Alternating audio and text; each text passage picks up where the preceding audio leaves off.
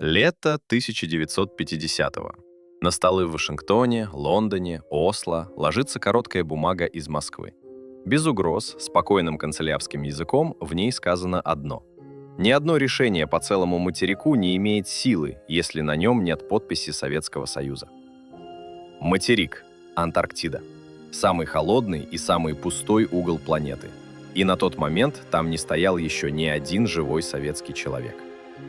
А за 4 года до этой бумаги, зимой 46-го, от наших берегов тихо ушли на юг несколько кораблей. В тот же сезон тем же курсом туда двинулась военная армада другой державы.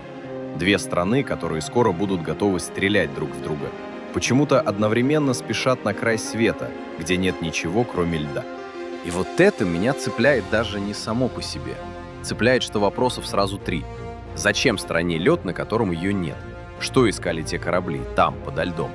И почему до сих пор в полголоса рассказывают про нацистскую базу где-то под тем снегом и про бой, которого по всем документам просто не могло быть? Так за что все-таки шла драка? Прежде чем разбираться с теми кораблями и с шепотом про базу, стоит понять одну простую вещь. За что именно? Потому что со стороны это выглядит как спор из-за пустого места. Антарктида — это около 14 миллионов квадратных километров. Чтобы было с чем сравнить, это больше всей Европы, примерно в 1,5 раза. И почти все это пространство — лед. Не снег, не наледь на камнях, а именно лед, местами до 4 километров в толщину. Если этот панцирь убрать, под ним окажется нормальная земля, с горами, с долинами, с хребтами. Но мы ее почти не видим. Она спит под коркой, которая копилась миллионы лет. Это самое холодное место на планете и заодно самое сухое, как ни странно для континента, целиком собранного из замерзшей воды. Человеку там нечего есть, нечем толком дышать на высоте, негде укрыться от ветра, который выдувает тепло за минуты. По всем нормальным меркам место, куда не надо лезть. И вот за это место в первой половине 20 века пошла тихая борьба. Очень вежливая на бумаге и очень упрямая по сути. Началось с того, что Антарктиду стали резать, буквально, как пирог. От Южного полюса из одной точки расходятся линии, и между этими линиями сектор. Твой сектор. Кусок материка, который ты объявляешь своим, просто проведя на карте 2 луча и поставив флажок где-нибудь на берегу. К концу 30-х, к началу 40-х годов таких претендентов набралось 7. Великобритания, за ней ее доминионы того времени, Австралия и Новая Зеландия, каждый со своим ломтем. Франция втиснула узкую полосу между австралийскими владениями. Норвегия застолбила большой кусок на атлантической стороне. И с другого бока, со стороны Южной Америки, на один и тот же район разом нацелились Аргентина и Чили, да так, что их секторы налезли и друг на друга, и на британский. Из-за этого, кстати, потом будет отдельная нервотрепка, но это позже. 7 стран, 7 флажков. Континент, на котором по-настоящему никто не живет, оказался почти весь поделен. На бумаге. А теперь момент, с которого, по-моему, все и завязалось по-настоящему. 1938 год. Соединенные Штаты решают собрать международную конференцию по Антарктике. Позвать всех, у кого там интерес, и попробовать как-то договориться о правилах. Логично. Зовут тех самых претендентов. Зовут заинтересованные державы. А Советский Союз не зовут. И мотив, который при этом звучал, был, честно говоря, обиднее самого факта. Формулировка была примерно такая. А вы-то тут при чем? Вы материком не занимаетесь. Не изучаете, кораблей не водите, станций не держите. Значит, и говорить вам не о чем. Сидите дома. Вот это в Москве запомнили. Не саму конференцию даже. Таких встреч было и будет много. А вот эту интонацию «вас тут не стояло». И знаете, что в этом самое любопытное? Что с фактической стороны американцы были, в общем, правы. К 1938 году у СССР в Антарктике не было ничего. Ни одной станции, ни одного постоянного судна, ни одной экспедиции под флагом. Возразить по делу было нечем. Почти нечем. Потому что у Москвы на руках все-таки лежала одна карта. Старая. Очень старая. 1820 год. Русская морская экспедиция под началом Беллинсгаузена и Лазарева подходит к ледяному барьеру у южного материка. Подходит первый. До них в этих широтах считалось, что за южным полярным кругом Земли просто нет. Пустая вода и лед. А они обошли этот материк кругом и, по сути, доказали, что Земля там есть, что континент реален. Беллинсгаузен тогда и не подозревал, конечно, во что превратится его плавание 100 с лишним лет спустя. Он делал свое дело. Мерил, записывал, рисовал берега, которых до него не видел никто. Обычная морская работа на краю обитаемого мира. А получилось, что он, сам того не зная, начертил Москве будущий козырь в споре, который начнется, когда его уже 1,5 века не будет на свете. Потому что приоритет открытия — это аргумент. Слабенький по меркам международного права того времени, прямо скажем, землю им никто за это отдавать не собирался. Но как зацепка, как право хотя бы сесть за стол и сказать «о нас спросили», работало. Так что загадка из первых секунд понемногу теряет в мистике. Зачем стране лед, на котором ее нет? Да затем же, зачем он 7 другим? Геополитика, ресурсы, престиж и крепко задетое самолюбие. Никаких пока инопланетян, никаких баз. Холодный расчет вокруг холодного материка. Но тут же вырастает следующий вопрос, и он мне нравится куда больше. Хорошо, обида понятна. Карта Беллинсгаузена на руках, а дальше-то что? Как ты борешься за землю, на которой у тебя нет ни корабля, ни человека, ни флажка на берегу? Чем ты вообще можешь ответить 7 странам, которые уже все поделили? Если вам интересно, чем именно ответила Москва, а ответ был неожиданный, подпишитесь. Эту историю целиком, по документам, без баек почти никто не собирает. А я собираю. И не хочу, чтобы вы ее потеряли. Москва ответила тем, чем умела. Ни кораблем, ни десантом, ни флагом на берегу. Бумагой. Это, если вдуматься, очень своеобразный прием. 7 стран один за другим объявили свои сектора, опираясь на конкретные плавания, конкретные карты, конкретные станции, которые они там ставили или собирались ставить. А Советский Союз в эту партию заходит с архивной справкой, со старой морской хроникой, с плаванием, которому к тому моменту уже 120 с лишним лет. И первый удар этой бумажной партизанщины приходится на 27 января 1939 года. Дата, которую почти никто не помнит. А зря, что было до нее. В январе того же 1939-го норвежский король подписывает указ, по которому к Норвегии присоединяется огромный кусок антарктического побережья – земля королевы Мод. По-норвежски это звучит красивее, но суть простая. Осло берет себе участок размером с приличную европейскую страну, просто росчерком пера. И вот в ответ на этот росчерк Москва шлет ноту. 27 января 1939 года правительству Норвегии вручают советский документ. Содержание у него спокойное, без угроз. Смысл резкий. Одностороннее решение о принадлежности антарктических территорий, говорится в ноте, незаконно. Советский Союз резервирует за собой права на участие в любом таком решении. Потому что, цитирую, по сути, материк, о котором идет речь, был открыт русскими мореплавателями Беллинсгаузеном и Лазаревым. Вот и все. Никакого десанта, никакого флота, архивная отсылка на бумаге. И здесь, честно говоря, меня в этой истории зацепило не то, что СССР пошел этим путем, а то, как это вообще выглядит со стороны. Представьте, вы стоите в большой комнате, где 7 крепких мужиков уже делят чужой пирог. У каждого нож, у каждого тарелка. И тут заходит 8-й и говорит: «А пирог-то вообще-то мой прадед нашел». И достает из кармана пожелтевший листок. Уважительная пауза, конечно. Но нож он у соседей не отбирает. Пока. Дальше война. Большая, страшная, и пролет в эти годы Москве как-то не до того. Антарктическая тема уходит в стол, лежит там почти 10 лет. Достают ее оттуда в 49-м. И вот здесь появляется человек, без которого эта вся история выглядит просто как ведомственная переписка. Лев Семенович Берг. Академик, географ, океанограф, ихтиолог. Кабинетный человек, по описаниям современников, мягкий, обстоятельный, из тех ученых, кого пугают звонки из больших кабинетов, потому что они мешают читать. К 49 году ему за 70. У него за плечами огромная работа по истории русских географических открытий. Книги одна за другой. Он, в сущности, всю жизнь занимался тем, чтобы российская наука помнила, что и кем сделано. От камчатских экспедиций Беринга до антарктических плаваний XIX века. И вот именно он, кабинетный академик, оказывается тем, кого государство ставит на острие этой бумажной войны. 10 февраля 1949 года в Ленинграде в Большом зале географического общества собирается общее собрание. Тема: «Русские открытия в Антарктике и современный интерес к ней». Доклад читает Берг.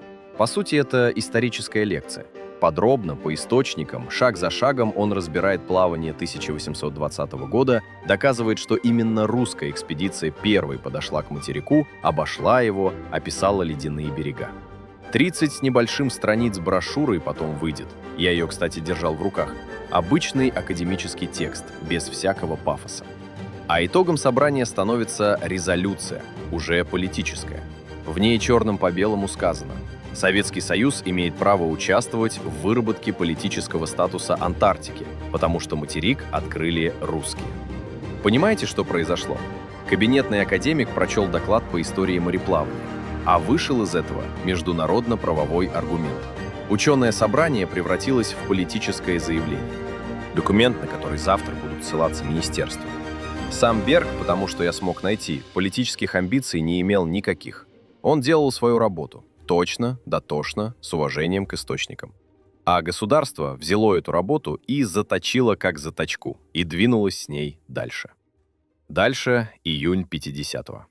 Точную дату источники называют по-разному. Чаще встречается 9 июня. Попадается и 7. Я для себя отметил эту мелочь, но в сути ничего не меняется. В начале июня 1950-го сталинское правительство рассылает заинтересованным сторонам меморандум, тем самым державам, которые когда-то поделили пирог без СССР и собирались дальше решать все без него.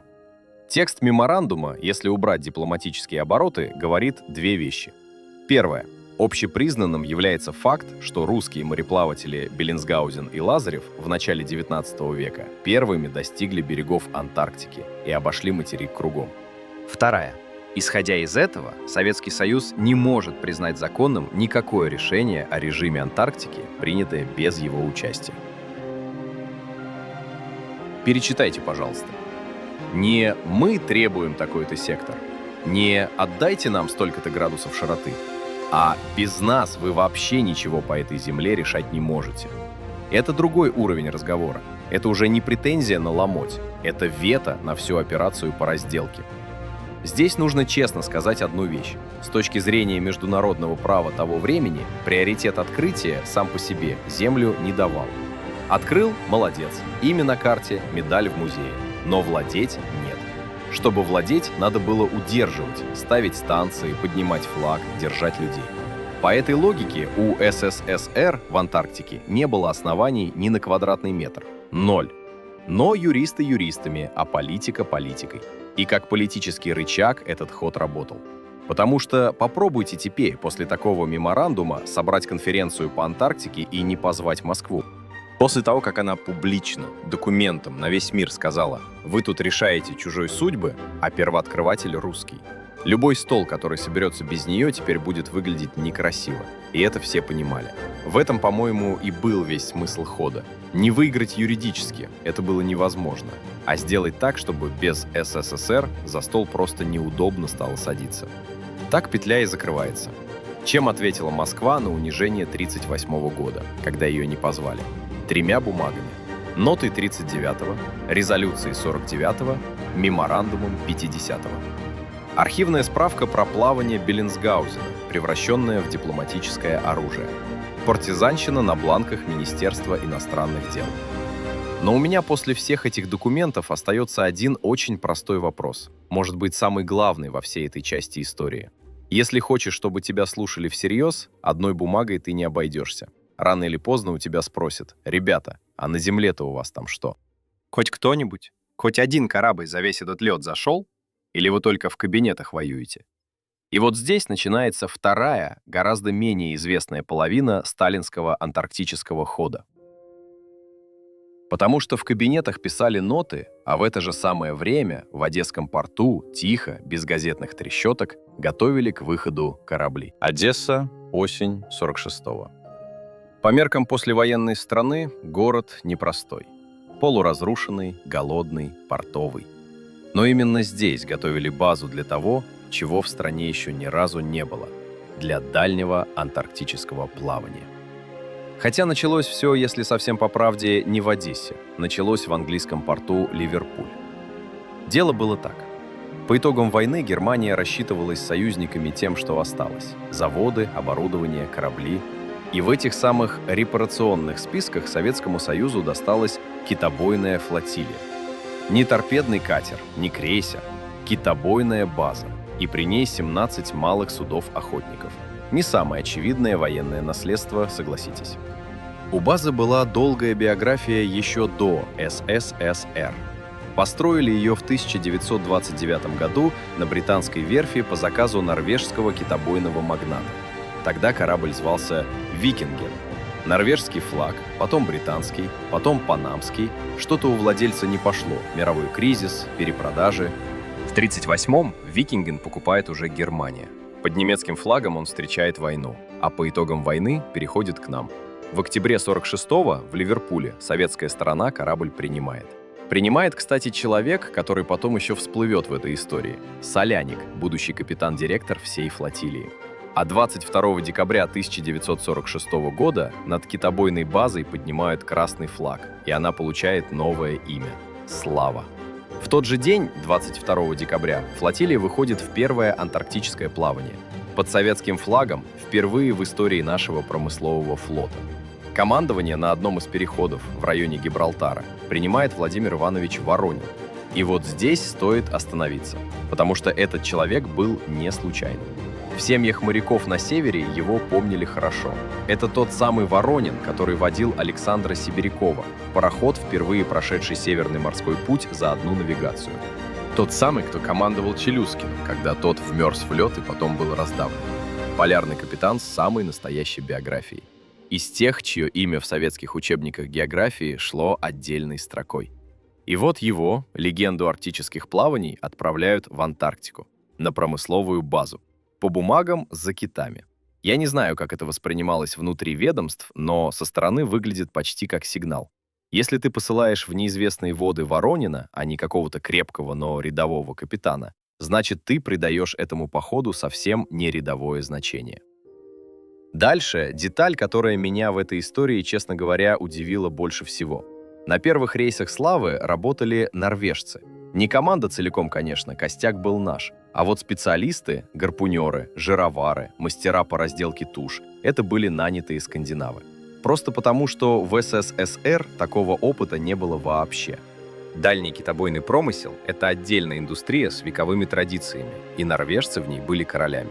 Их и наняли. Учиться предполагалось у них, и первый советский кит, в общем, был добыт чужими руками. 28 января 1947 года в южных водах гарпунер по фамилии Ольсен с китобойца Слава-4 бьет первого финвала.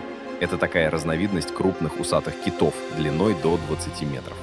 Норвежец на советском корабле в антарктических водах. 1947 год. Удивительная сцена, если задуматься. За весь первый рейс взяли 384 кита. Цифра скромная по меркам того, что начнется позже, но для первого выхода нормально. И уже со второго и третьего рейса флотилия начнет брать сотни, потом тысячи. К концу 50-х на «Славе» только советские специалисты. Наших обучили в самих рейсах, прямо в море. Зачем стране, у которой еще не разобраны развалины Сталинграда и Минска, кит? Это, кстати, очень разумный вопрос. И тут как раз начинается серьезное. Послевоенный жир – это не икра в баночке к празднику. Это стратегическое сырье. Маргарин, мыло, свечи, кожевенное производство, технические смазки, глицерин. А из глицерина, между прочим, делают взрывчатку. Капитан-директор флотилии Соляник, тот самый, что принимал базу в Ливерпуле, потом оценивал так. Один рейс «Славы» по жировой отдаче заменял забой более чем 2 миллионов овец. 2 миллионов! В стране, где скота после войны осталось в половину меньше, чем до нее, эти цифры читались совсем иначе, чем сейчас. Это был способ накормить и одеть, не отнимая у деревни последнее. Но если бы дело было только в жире, я бы вам сейчас рассказывал не про Антарктиду, а про экономику пятилетки. А меня в этой истории зацепило не это. Меня зацепила одна сухая строчка из официального очерка о советских антарктических исследованиях. Звучит она примерно так. До 1956 года, если не считать работы научной группы китобойной флотилии «Слава», начатой в 1946-м, Советский Союз не имел опыта работы в Антарктике. Если не считать научной группы. Понимаете, что это означает? На борту у «Славы» с самого первого рейса шли не только промысловики, шли ученые, гидрологи, океанологи, биологи, люди, которые в антарктических водах не за китами охотились, а делали то, что обычно делает полноценная морская экспедиция. Промеры, температурные профили, наблюдение за течениями, описание ледовой обстановки, сбор биологических данных, карты. То есть формально это был промысел. Корабль уходит за жиром, возвращается с жиром, отчитывается перед Министерством рыбной промышленности. Все логично, все на виду. А внутри этой промысловой оболочки уже едет первая советская научная антарктическая программа. Негромко, без флага и салюта, по Путинам. И вот это, мне кажется, и есть настоящий сталинский ход в Антарктике. Ни подводные базы, ни тайные десанты, ни ракеты подо льдом. Этого всего просто не было. А вот это было. Под промысловой биркой, прикрытая ценой китового жира и норвежскими гарпунерами, в южные воды пошла научная группа. Глаза, уши, карта будущего входа, бумажная партизанщина в министерствах. Это была одна половина хода. А корабль «Слава», выходящий из Ливерпуля под красным флагом 22 декабря 1946 года, была вторая. Только вот какая штука. Та же самая зима, те же самые южные воды. Декабрь 46-го, январь 47-го. И в эту же самую кромку льда, навстречу нашим китобоям с их учеными на борту, в этот же сезон шла другая флотилия, совсем не китобойная, с авианосцем, десятками кораблей и тысячами людей в форме. И вот это уже совсем другая история. И она, если честно, плохо вяжется с обычной географией холодной войны. Подпишитесь, пожалуйста, прежде чем мы туда пойдем. Это та часть советского 20 века, которую из школьных учебников вычеркнули вообще. Воронина, Славу, научную группу на ее борту — нигде. Если мы такие истории сами не вспомним, их за нас никто не вспомнит. Эта другая флотилия имела имя. Не громкое, как корабль, а кодовое, как у военной операции. По-английски «high jump». По-русски это перевели как «высокий прыжок». Хотя, если вдуматься, в самом названии уже сидит странность. Прыжок — это движение наверх, а они шли вниз, на юг, к самому ледяному дну планеты. Запустили ее, что любопытно, еще летом 46-го. 26 августа 46 года, то есть пока «Слава» только заходила в Ливерпуль на приемку, в Соединенных Штатах уже подписывали приказы по будущему антарктическому походу. Готовились серьезно, основательно. И ушли американцы в южные воды чуть раньше нас. Корабли Центральной и Восточной групп вышли из Норфолка, штат Вирджиния, 2 декабря 46-го. Наша «Слава» подняла флаг и пошла на юг 22-го. Разница — 20 дней. Теперь по составу. Это, пожалуй, самое поразительное место главы. 13 кораблей, 33 самолета, около 4700 человек личного состава. Авианосец «Филиппин Си» — это не учебная посудина. Это настоящий ударный корабль флота с полетной палубой. Ледокол береговой охраны. Эсминцы. Подлодка, по разным данным. Танкеры обеспечения. Грузовые суда. Тракторы «Катерпиллер». Вертолеты. Целое оперативное соединение под номером 68. И все это идет исследовать лед. Я не военный историк, но даже мне видно, что для научной экспедиции цифры странные. С исследовательской точки зрения вам не нужен авианосец. Картографию вы делаете 2 гидросамолетами, а не 33 машинами. Океанографию с 1 корабля, а не с 13. Если ваша задача, как написано в официальной программе, обучение войск в полярных условиях, отработка действий, испытание техники, то вы это все уже получили, прислав батальон с парой ледоколов. Авианосец сюда лишний. И вот здесь начинается то, о чем аккуратно, без выводов, говорят серьезные историки. Не конспирологи, а как раз спокойные люди с документами на руках. Они задают простой вопрос. Зачем под чисто научный проект собирать соединения по огневой мощи, сопоставимые с небольшой региональной войной? Ответа в открытых документах толком нет.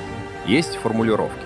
Испытания техники и снаряжения, обучение, подготовка инфраструктуры для постоянной станции. Кстати, о станции. Официальная цель высокого прыжка так и звучала – основать в Антарктиде новую американскую базу под названием Little America номер 4. То есть закрепиться, поставить флаг, людей, оборудование и прямо обозначить присутствие. Это, в общем, та же логика, что и у Москвы, только наоборот. Москва закрепляется бумагой, Вашингтон – авианосцем.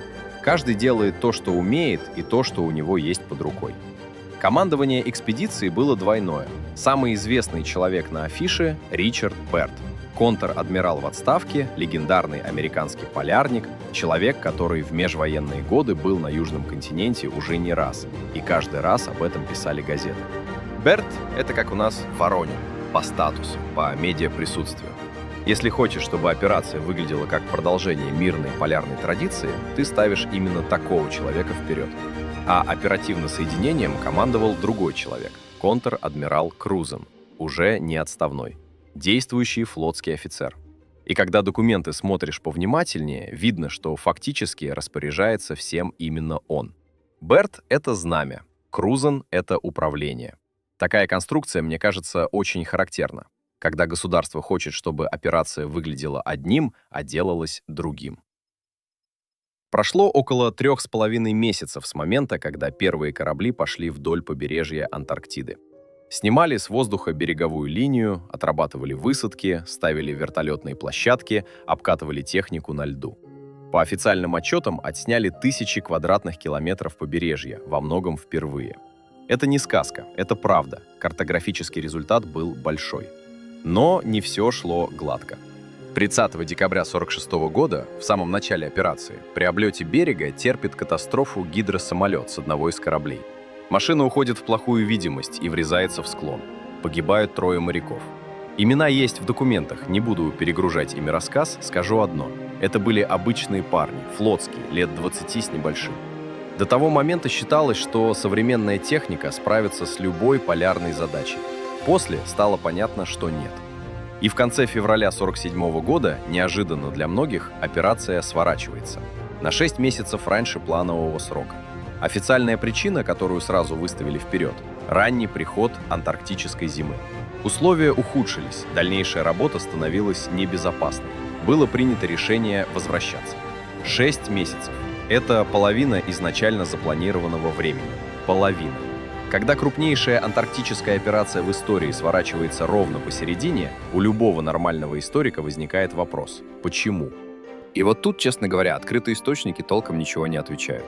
Погода, опыт, потери людей, перерасход топлива, политическая обстановка. Версии есть, но ни одна не звучит убедительно сама по себе. Какие-то документы по операции до сих пор лежат закрытыми, по другим спор идет между самими американскими историками. Меня в этой истории, если честно, зацепило не само сворачивание, а календарь. 22 декабря 1946-го советская слава уходит из Ливерпуля. На борту, помимо китобоев и норвежских гарпунеров, научная группа. Тогда же, тем же декабрем, в южные воды подходит американская армада с авианосцем Филиппин Си, 13 кораблями, тысячами людей. Январь 47-го. В одних и тех же широтах в одно и то же время наши и они. Холодная война еще, в общем, не объявлена громко. Фултонская речь Черчилля прозвучала меньше года назад. Но в южных морях на самой кромке льда две большие державы оказались близко. Встретились ли они? Видели ли друг друга в перископ или с мостика? В источниках, которые я смотрел, прямых документальных подтверждений этому нет. Никаких. Я не хочу вам сейчас сказать, что Слава наблюдала за армадой Бэрда или что американцы следили за нашими китобоями. Я этого не знаю, и никто этого пока в открытых архивах не показал. Возможно, потому что там реально ничего и не было. Корабли могли разойтись на тысячи километров и ни разу не пересечься. Возможно, потому что документы об этом до сих пор лежат под грифом. Не знаю. Я знаю одно. Совпадение по времени и по месту задокументировано. Эти два события стоят в календаре рядом. И этого совпадения, голого, без всяких домыслов, оказалось достаточно. Достаточно, чтобы лет через 20-30 вокруг операции «Высокий прыжок» начала вырастать самая дикая, самая красивая и самая упорная легенда 20 века. Легенда о том, что Бэрд с его авианосцем подо льдом нашел совсем не то, что искал.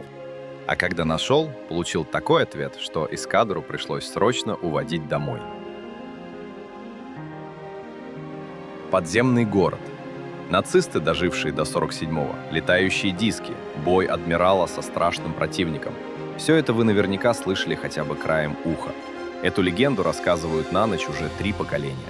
Вот сейчас мы попробуем понять, откуда она взялась и почему держится так крепко. У каждой большой легенды есть маленькое реальное зерно. Зерно, без которого она бы просто не выросла. Если бы немцев в Антарктиде не было совсем, никогда, никаким боком, то и базу 211, и подземный город, и летающие диски было бы просто не на чем построить. Воображение, конечно, штука могучая, но и ему нужна точка опоры. Так вот, точка опоры была. И что важно, точка совершенно настоящая. Просто куда более скучная, чем то, что из нее потом сделали. 1938 год. Осень. До войны в Европе остается меньше года, но никто этого еще не знает наверняка. И в это самое время в Гамбурге, под прикрытием обычной хозяйственной программы, начинают снаряжать антарктическую экспедицию. Заказчиком формально выступает не армия и не флот, а ведомство по 4-летнему плану. Это была экономическая программа Третьего рейха, которой руководил Геринг.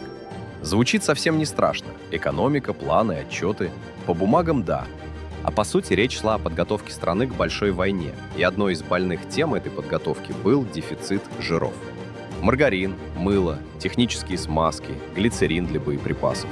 То же самое, из-за чего через 10 лет за китом в Южные моря пойдет слава, только немцы пошли туда раньше. В тот момент Антарктику уже активно делили. Норвегия как раз готовила официальное заявление о присоединении к себе огромного куска побережья – земли королевы Мод. Подпишет норвежский король этот указ 14 января 1939-го. То есть пока немцы плывут на юг, норвежцы прямо у них на курсе закрепляют свой сектор. Они, по сути, шли к одному и тому же снегу. Корабль, который выбрали для похода, носил имя «Швабенланд». Это было судно с интересной биографией. Не военный корабль, не классический ледокол, а специальный авиатранспорт. Его строили для совсем мирной задачи – обслуживать почтовые трансатлантические линии. Идея была такая. Посреди океана стоит большое судно с катапультой. На катапульте гидросамолет. Самолет выстреливают, он несет почту дальше, садится у соседнего побережья, потом возвращается. Скоростная авиапочта между континентами. Так вот, к концу 30-х эта почтовая схема стала уже не очень нужной. Авиация росла быстро, самолеты летали через океан сами, без посредников. И Швабенланд, в общем, оказался без работы. Его взяли, дооборудовали и отправили в Антарктиду.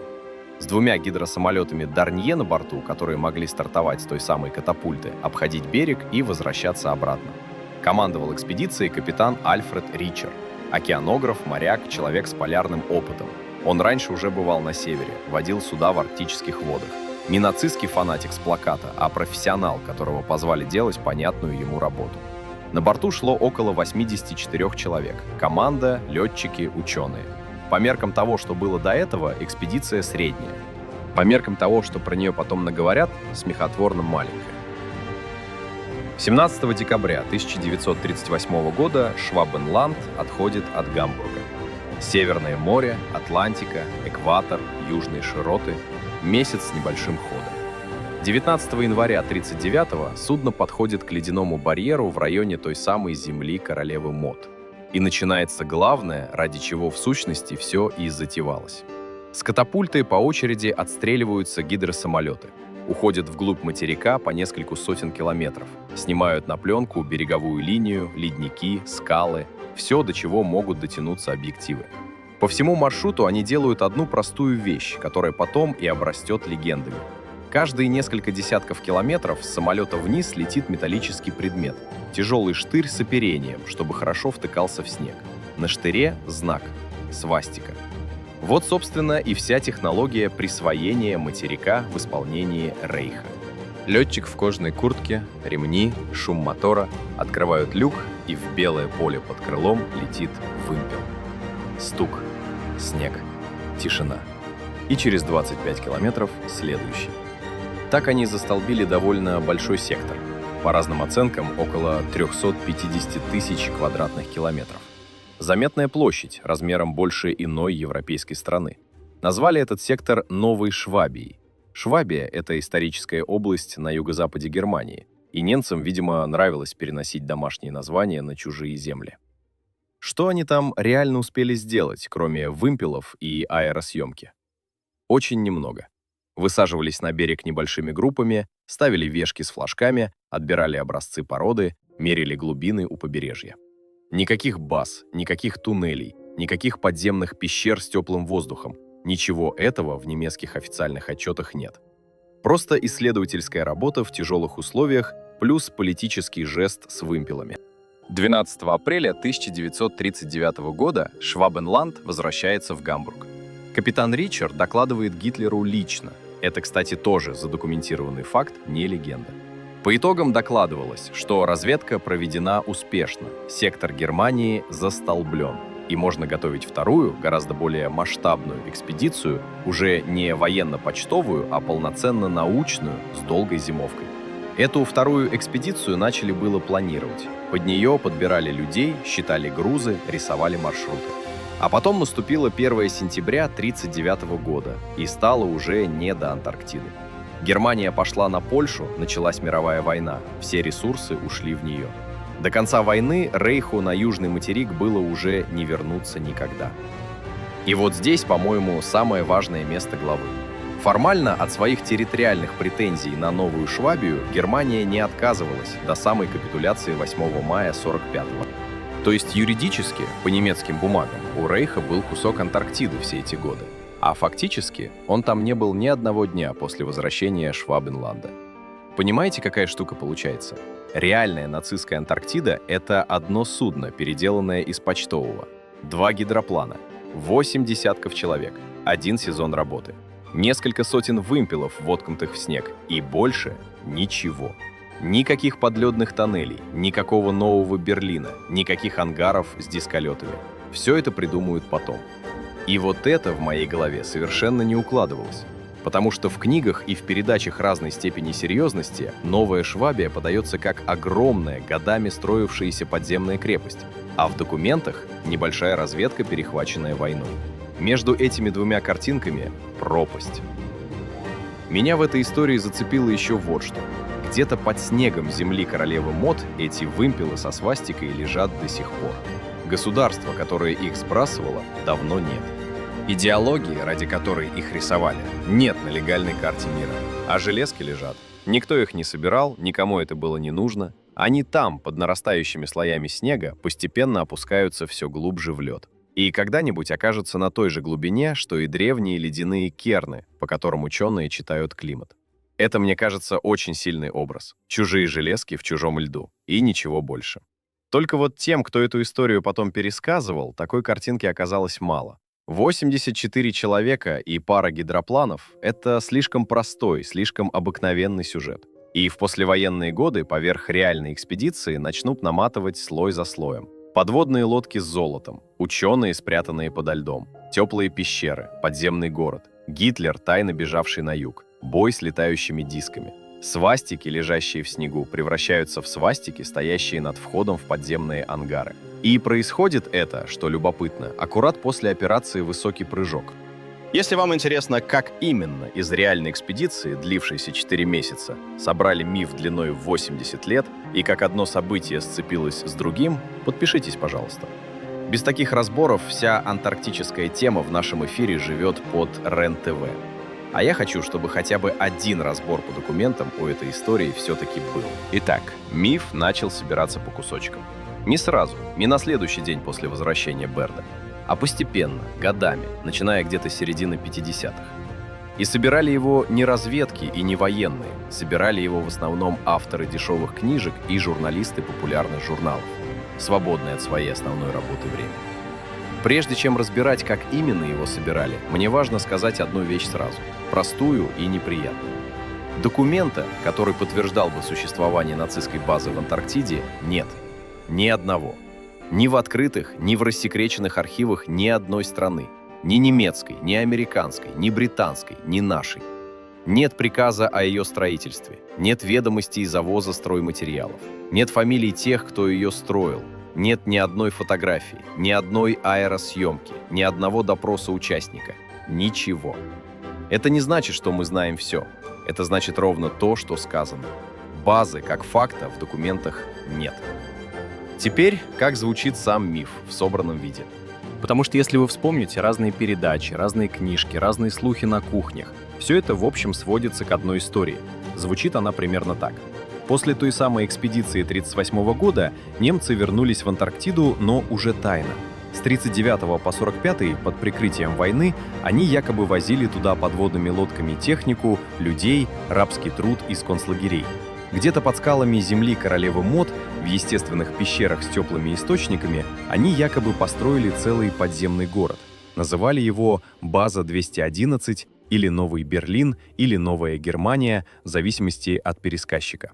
В 1945-м, когда Берлин уже горел, туда якобы ушел конвой фюрера, лучшие подлодки с верхушкой Рейха, по одной версии с самим Гитлером, по другой с его двойниками, по третьей с архивами и золотом.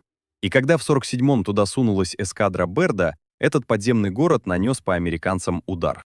Летающими дисками, лучами, чем-то еще, в зависимости, опять же, от пересказчика.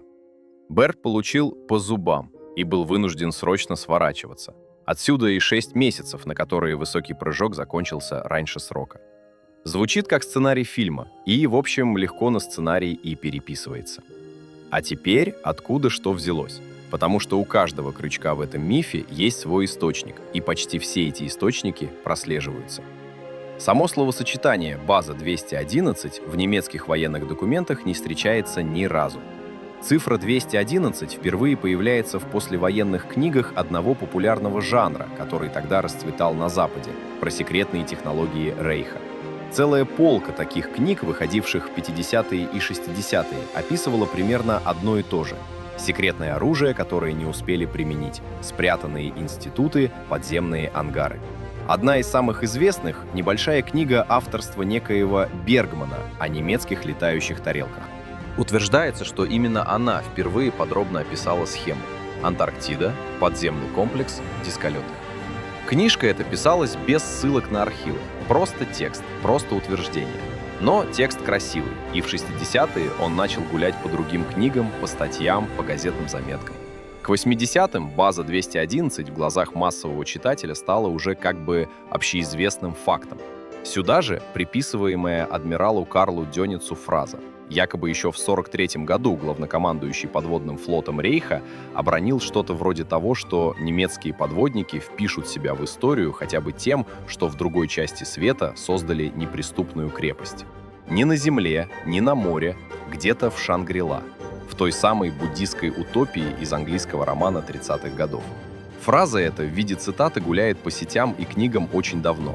Источник ее — поздние пересказы. Прямой архивной выписки с протоколом или стенограммой я не видел. Не утверждаю, что Дёниц этого никогда не говорил. Утверждаю, что подтверждение этой фразы в документах того времени мне нигде не встретилось. Возможно, она была. Возможно, была переиначена. Возможно, выдумана целиком. И вот теперь самое интересное, самое важное. Чтобы миф зацепился и зажил своей жизнью, у него под ногами должна быть твердая земля. Не вся история, а хотя бы пара настоящих фактов, на которые можно опереться. И эти факты, в случае с Новой Швабией, есть. Первое. Оазис Ширмахера. Реальное место. Открыт немецкой экспедицией Ричера в 1939-м, назван в честь одного из ее пилотов. Это участок земли в Антарктиде, свободный ото льда, площадью около 35 квадратных километров. Сглаженные холмы, озера. Климат относительно мягкий по антарктическим меркам, среднегодовая температура около минус 10 градусов. Для Антарктики действительно мягко, только это все еще минус 10, понимаете? Это не Сочи, это просто не минус 80. В пересказе миф это «мягко» превращает в теплые пещеры. И пещеры из ничего не возникают, а в оазисе Ширмахера их, к слову, и нет. Но образ красивый, и его берут. Второе. Подводные лодки.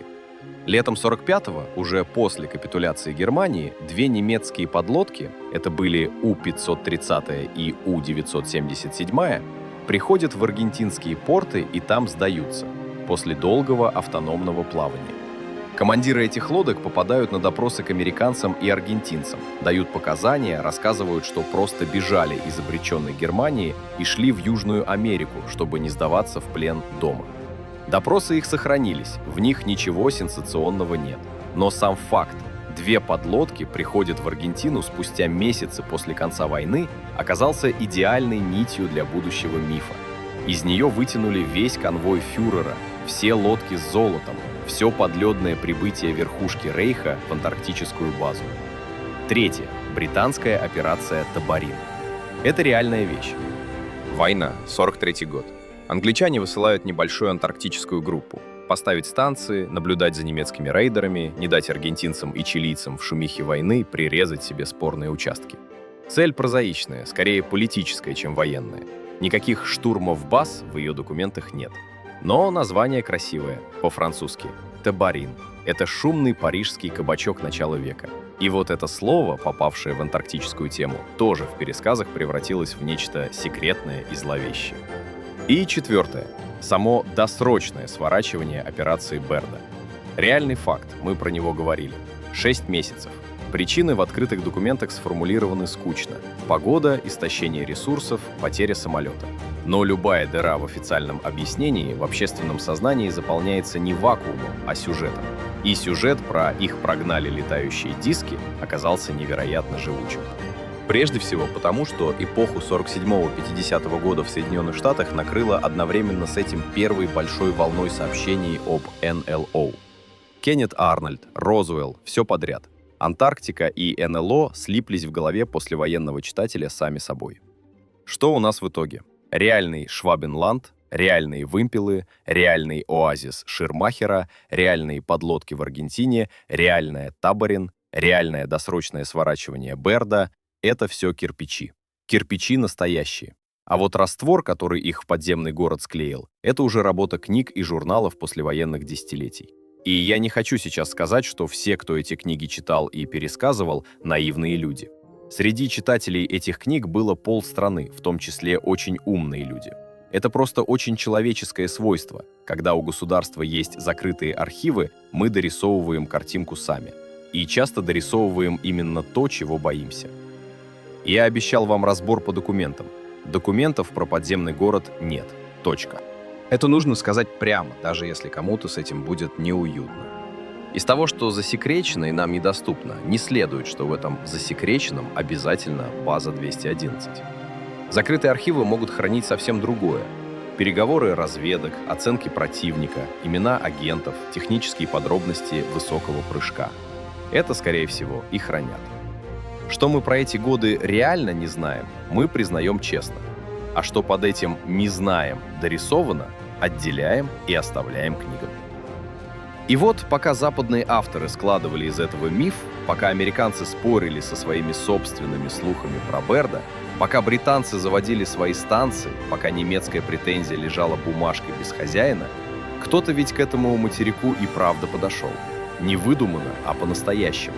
Со своим флагом, со своими людьми, со своим намерением остаться надолго. И это были не американцы и не британцы. Это были мы. Советский Союз. Только не в 46-м, как, может быть, ждали те, кто эту историю слышал коротко. И не при Сталине лично. Тут нужно сказать прямо, без петель и оговорок. Когда советский корабль пришел к ледяному материку всерьез, Сталина уже 2,5 года не было в живых. Он умер в марте 53-го, и большая антарктическая программа собралась без него, уже при Хрущеве. Но если бы не он, ее бы не было совсем. Или была бы много позже. Потому что весь рычаг, которым в 1955 году подняли эту тему, выковали именно при нем. Меморандум 50-го года, обоснование через Беллинсгаузена, китобойная слава с ее научной группой, наработки полярников в Арктике – все это сложилось в один пакет. Хрущевское правительство просто нажало на готовую кнопку. И, надо отдать должное, нажало вовремя. Кнопка эта называлась «Международный геофизический год». Идея была западная, англо-американская. На 1,5 года объединить усилия всех ведущих стран в наблюдениях за планетой. Метеорология, ионосфера, океан, ледники, магнитное поле – все одновременно, во всех широтах. И в этой программе одна из ключевых ролей отводилась именно Антарктиде. Без нее планета не сходилась, а значит, в Антарктиду надо было идти всем. И всем приличным образом, то есть со станциями, с зимовщиками, с серьезной работой. Это был тот самый удобный момент, в который Москва могла войти в дверь, не выламывая ее. Ни нота, ни претензия, ни скандал, а нормальное приглашение от международного научного сообщества. Зайти в Антарктику можно было теперь не как обиженный сосед, а как полноправный участник большой программы. И Москва воспользовалась. 13 июля 1955 года Совет министров СССР принимает постановление об организации комплексной антарктической экспедиции. Документ закрытый, рабочий, но именно с этой даты начинается официальный отчет нашей Антарктиды. 23 августа того же года в газетах появляется первое публичное сообщение, мол, страна готовит большую экспедицию к шестому континенту. Это, кстати, очень характерный сталинский почерк, доживший до 50-х. Сначала все решается внутри, и только потом, когда задача поставлена и подписана, об этом сообщают читателям. К утренней газете подходишь, а там «Мы идем в Антарктиду». Просто вот, без предисловий. Начальником экспедиции назначают Михаила Михайловича Сомова, доктор географических наук, океанограф, полярник. К 1955 году ему 46 лет. За плечами у него уже «Север» с большой буквы. Он зимовал в дрейфующей экспедиции «Северный полюс-2» в начале 50-х и за эту работу получил Героя Советского Союза. То есть человек к ледяному ужасу подготовленный изнутри, не теоретически. Сомов, по воспоминаниям тех, кто с ним работал, был человек спокойный, обстоятельный, без громких слов.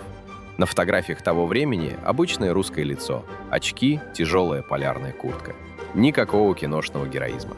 Просто человек, который умел работать в условиях, в которых другие отказывались выживать.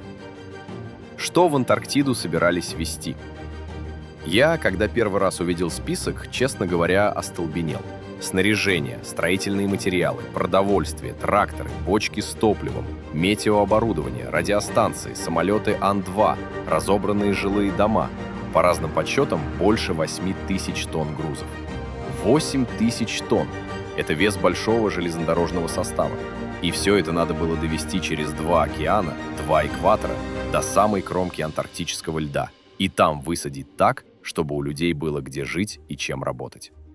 Для этой задачи в Калининграде готовились 3 корабля. Главный – дизель-электроход «Обь». Построен в Голландии всего за пару лет до этого специально для полярных вод с усиленным корпусом. С ним однотипная «Лена» и в придачу обычный гражданский корабль «Рефрижератор номер 7» с запасом провизии. На борт всех 3 судов взошло около 425 человек. Ученые, моряки, летчики, строители, врачи, повара, механики. Зимовать из них должно было остаться около 92. Остальные — сопровождение, доставка. 30 ноября 1955 года «Обь» отходит от Калининградского пирса. Дальше те самые 2 месяца через полмира. Северная Атлантика, экватор, ревущие 40-е, неистовые 50-е широты. Кстати, есть очень характерная деталь, которую почти никто не помнит. Капитаном «Оби» в этом рейсе был Иван Александрович Ман, морской капитан с большим арктическим стажем. Опять, как и в случае со Славой, на новый материк отправляют человека, прошедшего северный лед. Это, видимо, был принцип. Антарктику доверяли только людям с северной школы. В первых числах января 1956-го «Обь» подходит к ледяному барьеру в районе моря Дэвиса, у южных островов. Идет ледовая разведка с воздуха. Летают «Аннушки», маленькие двукрылые Ан-2. Ищут проход в барьере, ищут место для будущей высадки. Несколько дней маневрируют, ждут, пробуют. Наконец, 5 января с борта корабля высаживаются первые советские люди на берег 6-го континента. По воспоминаниям, момент был тихий. Никаких речей, никакого пафоса. Просто люди в полярной одежде вышли на лед и стали разгружаться. Работать. И вот тут, по-моему, самое главное место всей этой главы. 13 февраля 1956 года, ровно через месяц после первой высадки, на скальном выступе у моря, в нескольких десятках километров от точки разгрузки, поднимают красный флаг. Открывают первую советскую антарктическую станцию. Называют ее обсерватория «Мирный». «Мирный» — это не просто красивое слово. Это название одного из 2 шлюпов экспедиции Беллинсгаузена и Лазарева 1820 года. Тот самый «Мирный», которым командовал Лазарев и который вместе с Востоком Беллинсгаузена первым подошел к этому материку 136 лет назад. Получается красиво. Меморандум 50-го года был, по сути, апелляцией к 2 кораблям из прошлого века. И вот, 6 лет спустя, на берегу, до которого эти корабли когда-то дошли, ставят станцию с тем же именем. Архивная справка превратилась в дом из досок под советским флагом в той точке, на которую ссылалась бумага. Это, на мой взгляд, очень советская картина. С одной стороны, холодный расчет, экономия движений, бумажная партизанщина. С другой — настоящее упрямство, тяжелая работа в нечеловеческих условиях и сильный, некиношный жест в финале. Памятник предкам, поставленный руками потомков на льду. И что самое удивительное, на этом не остановились. Мирный был только началом. Через несколько месяцев в глубине материка, в нескольких сотнях километров от берега, появилась временная база «Пионерская», потом «Оазис». А еще через год, осенью 57-го, в самом центре континента, на немыслимой высоте, в районе, до которого ни один человек не доходил живым по своей воле, поднялся флаг над станцией с таким же зеркальным названием — «Восток». И вот это «Восток» я никогда не смогу спокойно о нем говорить. Потому что то, что они построят в самой середине этого льда, на высоте 3,5 километров над уровнем моря, при ветре, при темноте, при минус 80, это будет место страшнее любой выдуманной нацистской базы. Только страшно оно будет не легендой, не подземным городом, не лучами, а вполне настоящей, документированной температурой. И тем, как люди в этой температуре жили, зимовали, работали и, в общем, оставались живыми. Подпишитесь, пожалуйста, перед этим узлом. То, что в Мирном, в Пионерской, в Востоке делали наши зимовщики, это часть нашей истории, которую за нас никто не расскажет. И в учебниках про нее 2 строчки, а там, в общем, был целый отдельный мир. Я бы хотел, чтобы вы остались с этим миром до конца видео, потому что без него вся история про сталинский ход и антарктические бумаги превращается просто в политическую партию, а с ним эта история про людей. Звали ее Восток. И снова, как с Мирным, имя было не случайное. Шлюп «Восток», флагман экспедиции Беллинсгаузена, тот самый, что в 1820 году первым подошел к ледяному барьеру с севера. 137 лет спустя его имя поднимут в самой середине этого льда, в той точке, до которой ни Беллинсгаузен, ни Лазарев, никто из их людей даже не могли мечтать дойти. Шли туда так. От берега, от Мирного, отрядами тяжелых тракторов с балками жилых вагончиков на полозьях. По-нашему это называлось санно-гусеничный поезд. Тракторы тянут за собой целый дом. В доме спят, едят, греются, выходят наружу и снова идут. Скорость несколько километров в час. Иногда стоят сутками. Пурга, трещины, ремонт двигателя на 40-градусном морозе. К следующей зимовке поезда уже добегали туда, где не было ни одного следа человека, кроме их собственных. Иногда не добегали. Сначала, еще в 56-м, в нескольких сотнях километров от берега поставили временную Пионерскую. Потом Оазис.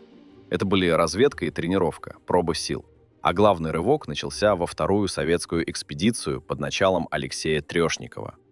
10 отрядов, серьезная техника, отработанные маршруты. И вот 16 декабря 1957 года, после нескольких этапов похода, в точке с координатами 78 градусов 28 минут южной широты и 106 градусов 48 минут восточной долготы, на высоте 3488 метров над уровнем моря поднимают флаг и собирают из привезенных щитов первое жилье. Сидоров, начальник, тогда не первый, но самый известный по востоковской зимовке человек, потом будет возвращаться сюда снова и снова. Среди полярников он, в общем, и стал символом этого места – Сидоров на востоке. 1500 километров от ближайшего побережья. Около 1410, если точнее, по тому самому санно-гусеничному маршруту, по которому они туда и дошли. Это, чтобы понимать, расстояние примерно от Москвы до Сочи, только не по асфальту, а по льду. И не в одну сторону, а пока ты не уехал, навсегда вокруг тебя. Что под этим льдом – отдельный разговор, но сначала про то, что вокруг. Высота почти 3,5 километра. Это не выглядит критическим, мы знаем горнолыжные курорты выше, но на полюсах атмосфера тоньше, чем на той же высоте в горах. Из-за низкого давления Восток для легких ощущается, как если бы вы зашли куда-то под 5000 метров. Это уже Тянь-Шань, это уже серьезная высокогорная нагрузка. У зимовщиков долго подбирают аппетит, долго болит голова, сердце работает иначе. Многие первые ночи не могут уснуть, мозгу мало кислорода. Толщина ледяного панциря под станцией около 3700 метров. Это 2 полных километра выше человека и еще 2 километра ниже. Если убрать весь этот лед, твердая земля окажется примерно на 200 метров ниже уровня моря. То есть Восток стоит, по сути, на крышке гигантского погреба, который сам выше океана почти на 3,5 километра. И вокруг никого. на сотни километров в любую сторону. Полярная ночь там длится около 120 суток, 4 месяца без солнца, полная настоящая темнота, разве что звезды и северное сияние, которое здесь, на южной стороне планеты, называется южным. Зимой на станцию не может прилететь ни один самолет, не может прийти ни один поезд. Если у тебя что-то случилось, ты разбираешься на месте. Никто не доедет до тебя ни за неделю, ни за месяц. Жилые дома, которые ставили в 50-е и 60-е, постепенно засыпалось снегом. Через 10-15 лет постройки опускались под поверхность на 3, 4, 5 метров. Это не оседание, это просто новый снег ложился сверху, год за годом, не тая. Жилые помещения превращались, по сути, в пещеры, со стенами и потолком, но без окон, через которые проникал бы свет. Дневного света внутри не было даже летом, только электрические лампы. Только их желтый, тусклый, экономный круг. Из такого дома наверх к небу вели только два выхода. Основной — обычная дверь с длинным ходом по снежному коридору. Запасной — на случай, если основной завалит метелью настолько, что не пробьешься. И вот в этих условиях 21 июля 1983 года, в самую глубину полярной ночи, на станции зафиксировали температуру, которой до этого на планете не было.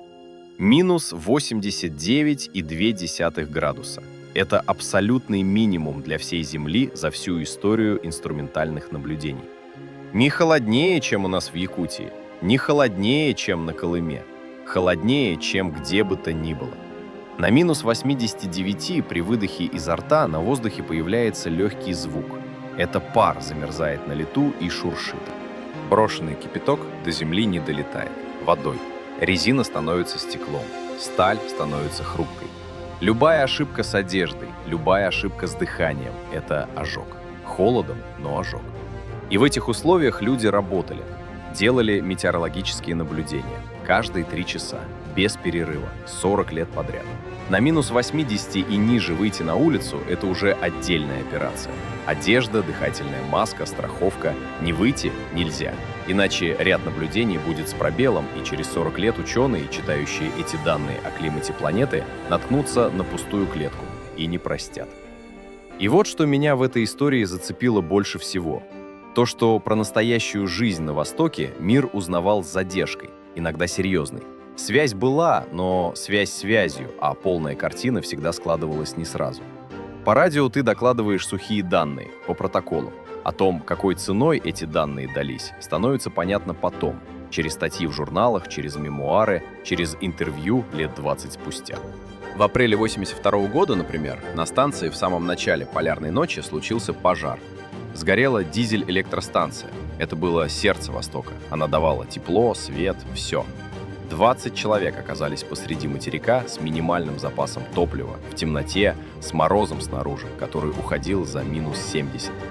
До прихода санно-гусеничного поезда с новой установкой им оставалось чуть больше полугода. Они продержались. Не все из них вернулись домой здоровыми, и о подробностях этой зимовки страна узнавала довольно скупо, постепенно. Это был тот случай, когда сухое слово «зимовка» означает совсем не то, что обычное «работали» и «вернулись». И таких эпизодов на Востоке было много. Каких-то мы не знаем до сих пор. Что-то лежит в личных дневниках, что-то ушло вместе с теми, кто там был. Свидетельства о Востоке всегда выходили слоями. Сначала официальные, потом полуофициальные, потом мемуары. Слой за слоем картина становилась плотнее. Полной она, я думаю, не станет никогда. Вот это и было то место, которое страна, державшая на руках меморандум 50-го года, в итоге построила в центре льда. Без подземных городов и теплых пещер, без свастик в архивах и без летающих дисков. На минус 89 при 120 днях полярной ночи под 5 метрами слежавшегося снега. А под этим домом, прямо под ним, в самой толще ледяного панциря, тогда еще спокойно лежало то, о чем советские зимовщики первые 30 лет не подозревали вообще. Что-то, что миллионы лет назад накрыло крышкой и тогда же забыло. И только в 70-е, когда наши ученые начнут бурить лед, эта крышка медленно начнет поддаваться. То, что было под Востоком, окажется одной из самых больших географических загадок 20 века. Поддавалась крышка медленно. Очень медленно. И первым в нее постучал, что любопытно, не маститый академик с десятками экспедиций за плечами, а очень молодой человек, 25-26 лет, который оказался в Антарктиде с одной из первых наших экспедиций. Звали его Андрей Капица. Фамилия многим о чем-то скажет. Да, тот самый, сын Петра Леонидовича Капицы, нобелевского лауреата, физика, человека эпохи. Только Андрей пошел по своей линии, не в физику низких температур, а в географию. И судьба у него, прямо скажем, сложилась так, что он эти низкие температуры все равно нашел. Не в лаборатории, а на самом холодном материке. Семейная история сделала какой-то странный круг. В 50-е, еще до постройки Востока, кое-кто из советских теоретиков уже подозревал. При огромной толщине ледника в самом его низу, у каменного ложа, температура может подняться до точки таяния. Лед, он плохой проводник тепла.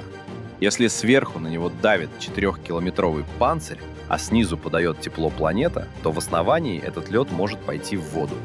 То есть теоретически, где-то там, под станциями вроде Востока и Берд, в самой глубине, могут лежать целые озера. Расчеты на этот счет сделал советский глициолог Игорь Зотиков еще в конце 50-х. А Капица взял теорию и пошел ее проверять. Не самым очевидным способом. Он использовал сейсмическое зондирование. По упрощенной логике это работает так. Вы создаете у поверхности маленький направленный удар, звук уходит вниз сквозь лед, отражается от того, что внизу, и возвращается обратно. По времени возвращения вы понимаете, на какой глубине что лежит. И вот тут начинается то место, ради которого я эту главу и пишу. Когда Капица в 59-м, а потом еще точнее в 64-м делал такие зондирования в районе Востока, прибор ему показывал не одну отражающую поверхность под станцией, а две. Сначала возвращался сигнал от какой-то ровной границы, и только потом, чуть позже, от настоящего каменного дна. Между этими двумя сигналами был какой-то промежуточный слой, гладкий, очень гладкий, слишком гладкий, чтобы быть породой. Капица понял, что это, скорее всего, вода. Он сформулировал гипотезу осторожно. Подледниковые озера возможны, и под Востоком одно из них, похоже, есть. Без сенсаций, без громких заявлений. Просто есть данные, и они странные. Если кому интересно, давайте смотреть дальше. И дальше смотрели. 30 лет. 30.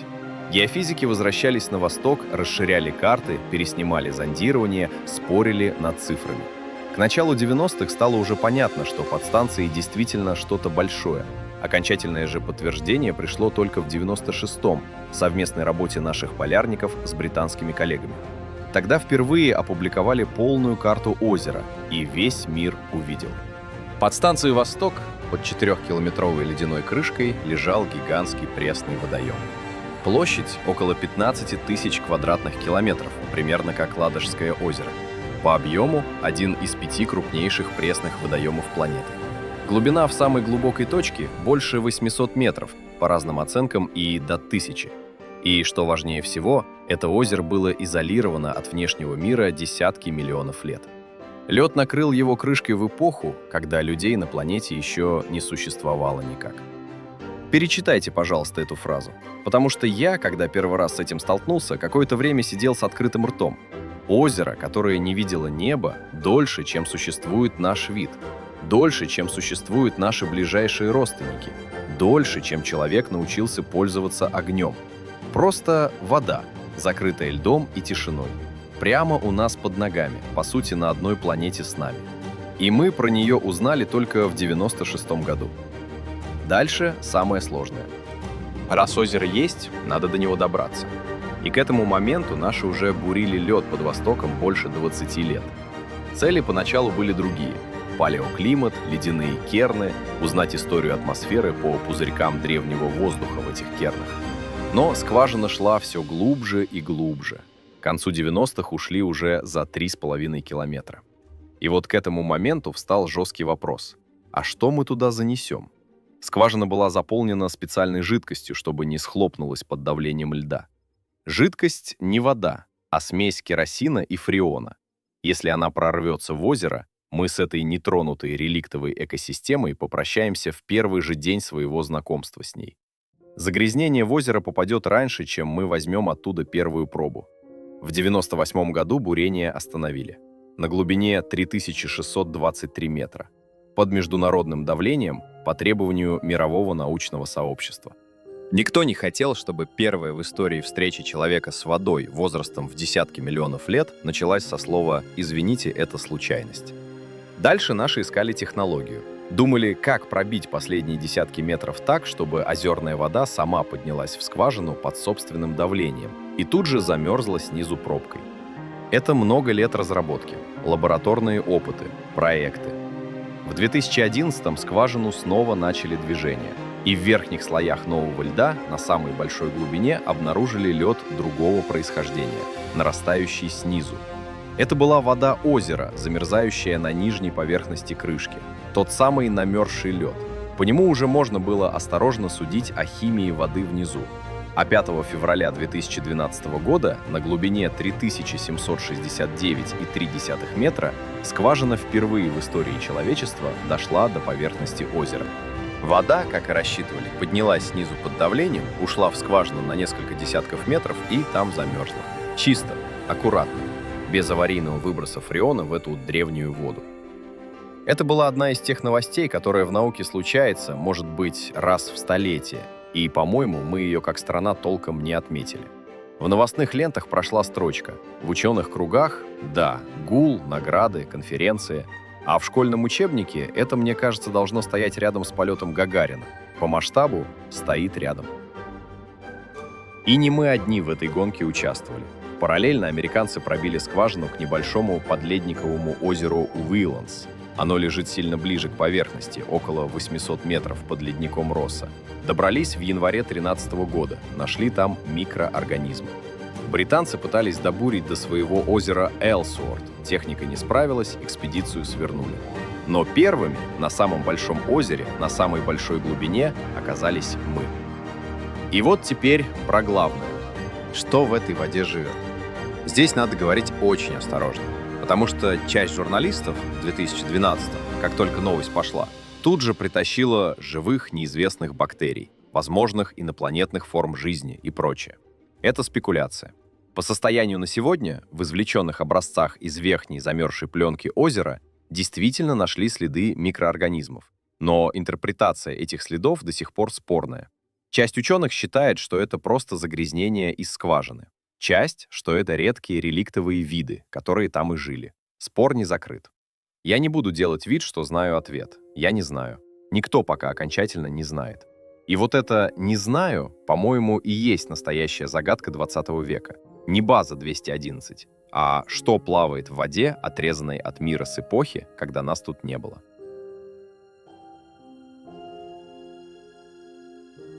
Подпишитесь, пожалуйста. Я обещаю вам доводить эти истории до конца.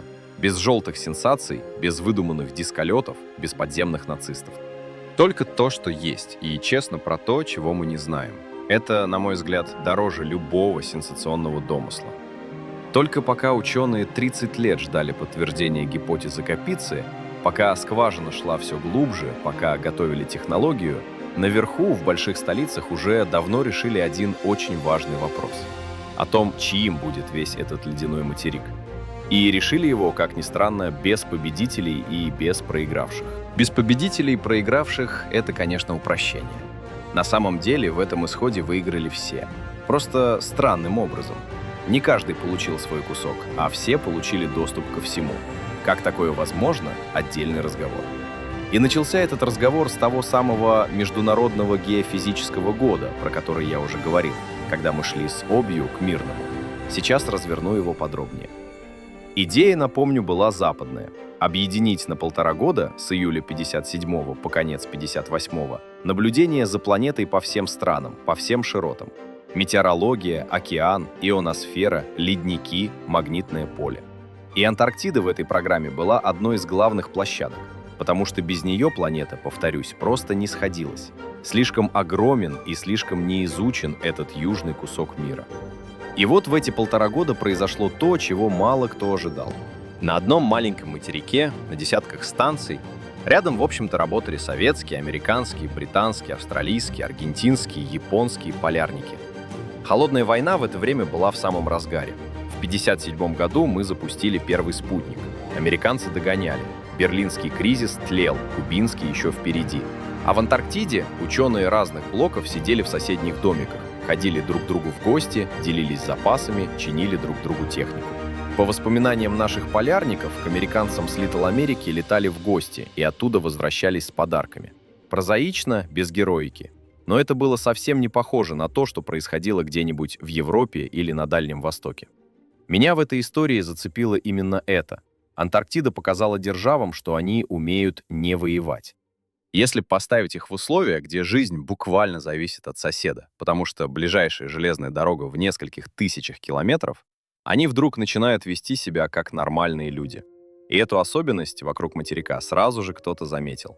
Это, мне кажется, и был главный политический урок геофизического года, что Антарктику в принципе можно вывести из логики холодной войны и поговорить о ней отдельно от всего остального. Поговорить начали почти сразу. В конце 58-го, еще пока геофизический год не закрыт, в Вашингтоне начались переговоры. Сложные, кстати, переговоры. У каждой стороны был свой интерес. 7 стран, объявивших свои секторы, хотели сохранить за собой эти куски. США и СССР не хотели признавать ни один из них, потому что сами на эти куски никогда официально не претендовали, но и упускать материк не собирались. Аргентина и Чили косились друг на друга и на Британию, потому что их секторы перекрывались. Один сплошной узел. И тем не менее, год переговоров и узел развязали. 1 декабря 1959 года в Вашингтоне был подписан договор об Антарктике. Подписали его 12 государств. Я их перечислю, потому что список важный. Аргентина, Австралия, Бельгия, Чили, Франция, Япония, Новая Зеландия, Норвегия, Южноафриканский Союз, Великобритания, Соединенные Штаты и Советский Союз. Все те, кто реально работал на материке в геофизический год. В силу договор вступил 1,5 года спустя, в 61-м. Что в нем было, стоит сказать по пунктам, потому что для своего времени это был совершенно невероятный документ. Антарктика объявлена территорией исключительно мирного использования. Любая военная деятельность запрещена. Никаких баз, никаких маневров, никаких военных кораблей в антарктических водах за пределами обеспечения научных миссий. Это была первая в мировой истории полностью демилитаризованная часть планеты. Любые ядерные взрывы на материке запрещены. Захоронение радиоактивных отходов тоже. Это, кстати, до сих пор работает. В Антарктиде никогда не было ни одного ядерного испытания. Свобода научных исследований по всему континенту. Никаких разрешений у кого бы то ни было спрашивать не надо. Любая станция любой страны открыта для инспекции наблюдателями других стран. Все собранные данные общие, обмен обязателен. И ключевой, самый умный пункт, статья 4. Все территориальные претензии, которые были на материк к моменту подписания, замораживаются, не признаются, не отменяются, просто кладутся в долгий ящик и не действуют.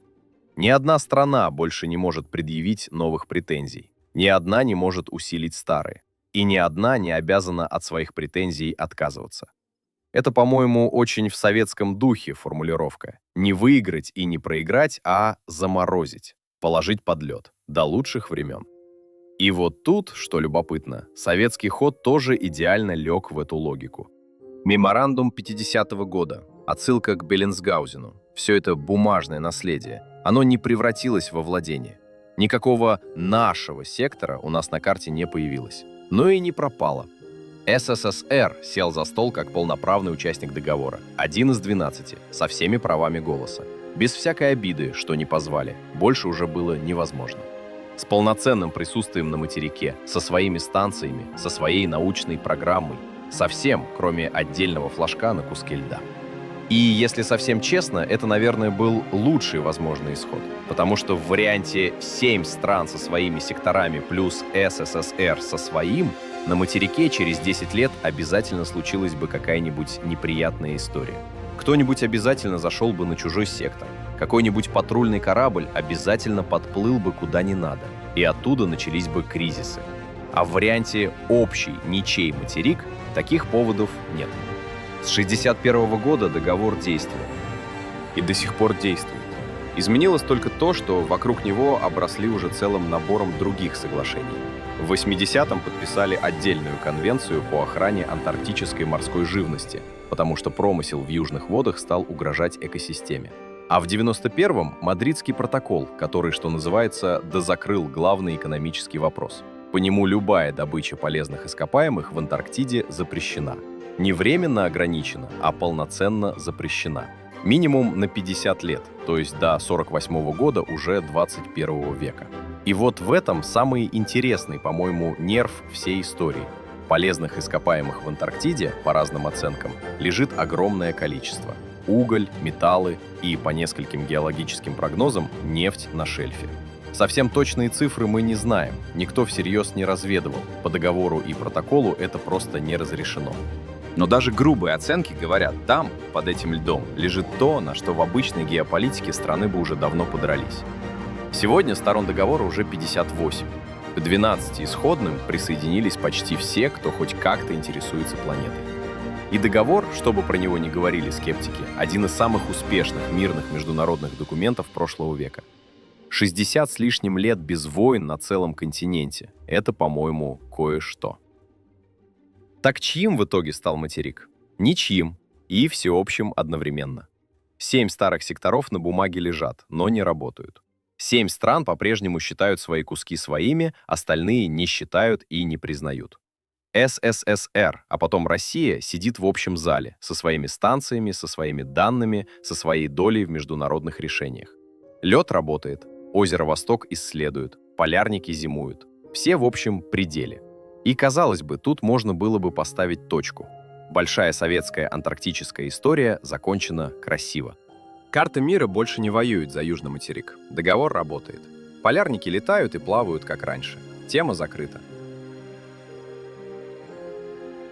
Но если бы тема была закрыта, мы бы с вами этого видео сейчас не смотрели.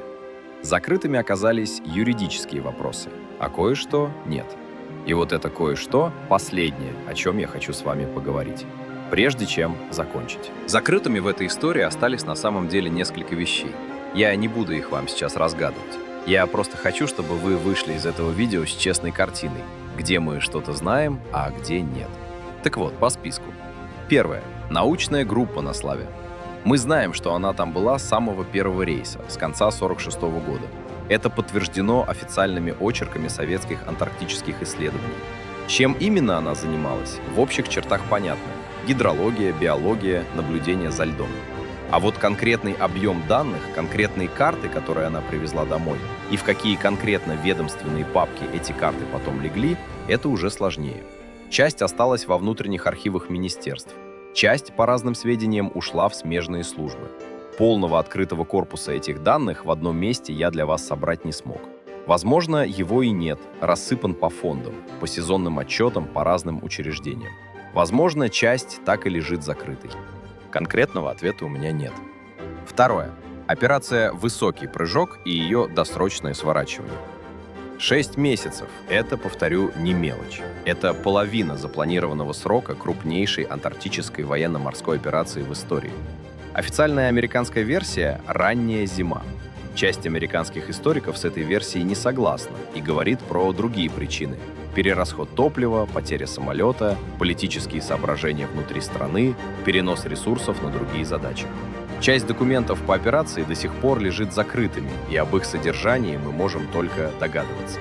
На вопрос, почему Берр так быстро ушел, однозначного, документами подтвержденного ответа нет. У американцев, по нашим, тем более. Третье. Сталинский период по антарктическому направлению в целом. У нас, помимо открытых нот и меморандумов, наверняка были закрытые расчеты и закрытые совещания. Министерство иностранных дел, Главсевморпуть, морская разведка, разные академические инстанции. Что-то из этого опубликовано, что-то процитировано в современной литературе. Большая часть нет. Это не значит, что там лежат страшные тайны. Скорее всего, лежит обычная ведомственная работа. Справки, оценки противника, прикидки бюджета. Просто гриф пока не снят. Историкам через 20-30 лет, когда документы откроют, картина будет полнее. Нам пока не открыли. Четвертое. И, на мой взгляд, самое настоящее. Что живет в воде озера Восток? Это уже не закрытый архив, это просто незнание мира. Ученые нашли в верхнем намерзшем слое следы микроорганизмов. Спор о том, что это реликтовая древняя экосистема или загрязнение из буровой жидкости, пока не закрыт.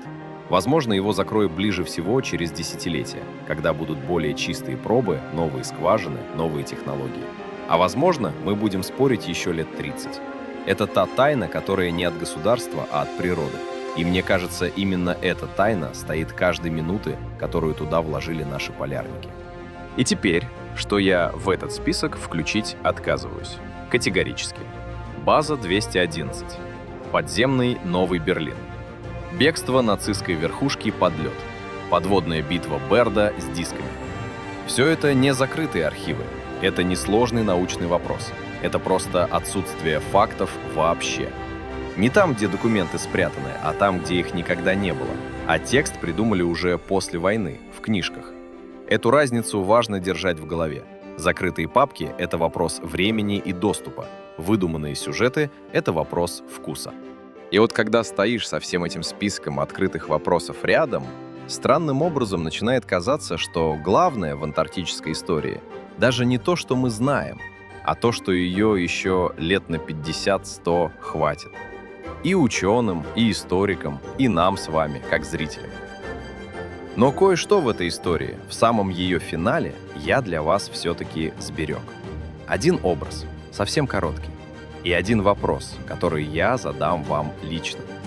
Если останетесь со мной еще на 3 минуты, я его задам. Где-то на земле королева Мод, под несколькими метрами слежавшегося снега, до сих пор лежит металлический штырь с оперением. На штыре знак — свастика. Его сбросили туда с гидросамолета в январе 1939-го. Государства, которое его сбрасывало, давно нет. Идеология, ради которой его рисовали, давно вне закона. Летчика, нажимавшего сброс, давно нет в живых. А штырь лежит. Его никто не собрал. Никто не пришел за ним с лопатой. В Антарктиде ничего не разлагается, ничего не ржавеет толком, ничего не уходит само. Сверху ложится новый снег, год за годом, медленно, тонкими слоями. Сегодня этот штырь, наверное, уже на 5-6 метрах ниже поверхности. К концу века уйдет в настоящий лед. Через 1000 лет, если технологии позволят, его можно будет вынуть оттуда и положить на стол, как кладут стрелы из бронзового века. А в нескольких сотнях километров оттуда, в самой середине этого материка, под 4-километровой ледяной крышкой, спит вода. Спокойная, темная, под огромным давлением. Никто к ней не подходил с эпохи, когда у наших предков еще не было нашего рода. Не было колеса, не было речи в том виде, в котором мы ее знаем, а она уже была. И вот это, по-моему, и есть весь сюжет, который мы с вами сегодня прошли. Не в датах, не в именах, не в станциях, а в соседстве этих двух точек на одной карте. Вокруг этого материка десятилетиями двигались люди, подписывали ноты в больших кабинетах, слали меморандумы, сбрасывали с самолетов вымпелы, гоняли по льду тракторы, везли на санях разобранные дома, бурили шахты на 4 километра, сочиняли в книгах подземные города и сражения с дисками, ставили подписи под мирным договором, потом под протоколами охраны экосистем. Целые поколения занимались этим континентом всерьез, а он просто лежал. Спокойный, холодный, общий на бумаге, ничей на самом деле. И по большому счету ему, наверное, было все равно. Сильнее всего меня в этой истории зацепила вот эта горькая ирония, что мы, как люди, затратили на лед столько сил, столько умов, столько судеб, а он от этого не стал ни нашим, ни не нашим. Он по-прежнему сам по себе. Под ним наши вымпелы, над ним общий договор, а между — обычная физика, обычная вода, обычные миллионы лет. И теперь, на самом деле, главное, ради чего я с вами это видео делал. У меня к вам один вопрос, очень личный. Я почти уверен, что многие из тех, кто сейчас меня слушает, помнят то время, когда советская Антарктида была частью обычного информационного фона, когда в новостях по радио шло короткое сообщение про очередную смену зимовщиков на Мирном, когда в киножурнале «Новости дня» показывали белый барак под красным флагом и кадры с тракторами, когда в школьном географическом атласе у каждой нашей станции стоял маленький значок, когда в журналах вроде «Вокруг света» печатали репортажи с Востока с фотографиями людей в ушанках и темных очках на снегу. Я очень хочу, чтобы вы это вспомнили. Как именно у вас в семье говорили про полярников? Был ли в доме кто-то, кто на Антарктиду смотрел с гордостью, как на свою? Считали ли вы тогда, в школьные или студенческие годы, что этот южный материк — это в каком-то смысле наша земля, такая же, как север? Что про это рассказывали родители, что писали в газетах, что произносили по радио, что говорили на уроках географии? Напишите мне об этом в комментариях. Без больших слов, просто как вспомните. Любая деталь, название журнала, имя полярника из репортажа, рисунок Оби в учебнике, мне важно. Я бы хотел, чтобы под этим видео собралась настоящая живая память о советской Антарктиде, какой ее знали те, кто жил тогда, а не та, какой ее знают по интернету и по передачам про базы. Подпишитесь, пожалуйста. Не ради меня, ради того, чтобы такие истории на этом канале продолжали выходить. Без таких каналов эту память собирать не из чего. А без собранной памяти у нас остаются только вымпелы под снегом и красивые легенды поверх. Где-то на земле королевы Мод лежит чужая железка. Где-то под станцией Восток спит древняя вода. А между ними наши с вами Обь, Мирный, Сомов, Капица, зимовщики, инженеры, гарпунеры, академик Берг и его маленькая брошюра на 30 страниц. Все это было, и пока кто-то это помнит, это все еще есть.